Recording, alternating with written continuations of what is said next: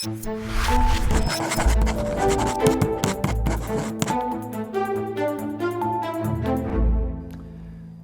budgets can be confusing slogs, where one has to pore through the fine print to snag the hidden catches. Trump's self-titled Big Beautiful Bill requires no such thorough examination. It is, by every nonpartisan examination, a radical piece of legislation that punishes the poor in America to give massive tax cuts to the wealthy. These tax cuts are so enormous in scope that they will increase the deficit by nearly $4 trillion, even with draconian cuts to health care and food assistance. There has never been a budget bill in our history that redistributes income more aggressively from the bottom to the top. Think about that. This is, quite simply, as one economist described, Robin Hood in reverse on massive doses of steroids.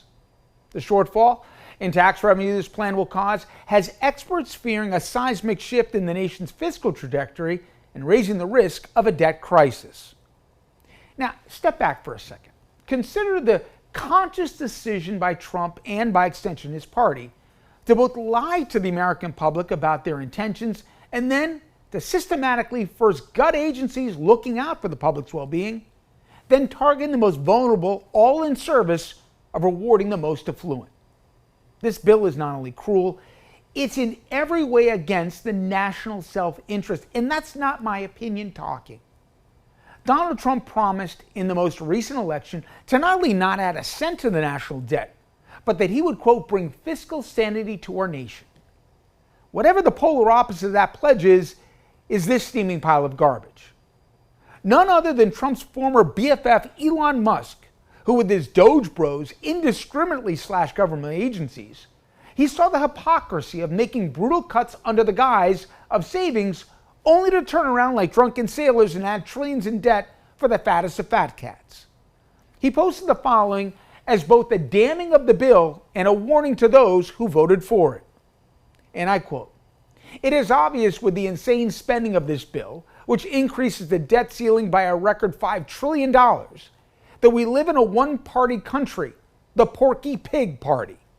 How can you call yourself the Freedom Caucus if you vote for a debt slavery bill with the biggest debt ceiling increases in history? Every member of Congress who campaigned on reducing government spending and then immediately voted for the biggest debt increase in history should hang their heads in shame. And they will lose their primary next year if it's the last thing I do on earth." So that's Elon talking. But beyond putting this country on a financial trajectory that economists warn will make debt servicing an even huger part of our annual outlays, higher interest rates and capital costs, and making the U.S. suddenly a bad bet on the global investment front, this thing also accelerates imperiling programs like Social Security and Medicare. But beyond being irresponsible, it is downright insane, but it's also cruel. Despite being in a moment in time in American history where the wealth gap has never been wider between have and have-nots, this plan would provide an unprecedented accelerant to that. Our poorest citizens, barely getting by, should expect to lose $560 a year in services, while those making $3 million a year would pocket an additional $180,000 every year. Beyond the intentional targeting of the poor and the lower class, it's how they get to these savings that should offend the national conscience. The federal safety net that protects vulnerable children, seniors, veterans, and disabled, this is Trump's cash cow. In addition to programs like SNAP that feed the food insecure, Medicaid is gutted, with estimates ranging between 12 and 16 million of our fellow citizens left without health insurance. Listen to a lonely voice of courage in the Republican Party. Tom Tillis, a suddenly outgoing senator from North Carolina, who after this outburst was threatened by Trump with a MAGA primary challenge next election.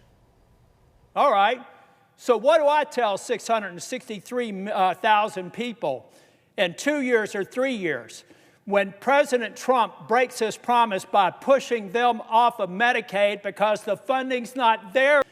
But I'm telling the president that you have been misinformed. You supporting the Senate mark will hurt people who are eligible and qualified for Medicaid. This thing goes beyond just losing health care. Rural hospitals, they will be shuttered as a consequence. And I wonder, does Trump realize, and for that matter, the lemmings in his party who dutifully screw their constituents over, that most Medicaid recipients in this country are in fact from red districts? Now, it shouldn't matter, but given the calculus that Trump seems to operate under, the have and have-nots won't be neatly divided into his sick model of those who did and didn't vote for him. This bill will hurt people who cannot afford it and reward those who don't even need it.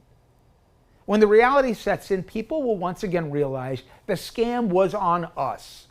Trump never cared about the fiscal health of this country or maintaining his promises of not harming the health of those who have nowhere else to go. Shame on our president, but most of all, shame on Republicans who pretended to care about deficits, debt, and the people they represent. Shame goes around.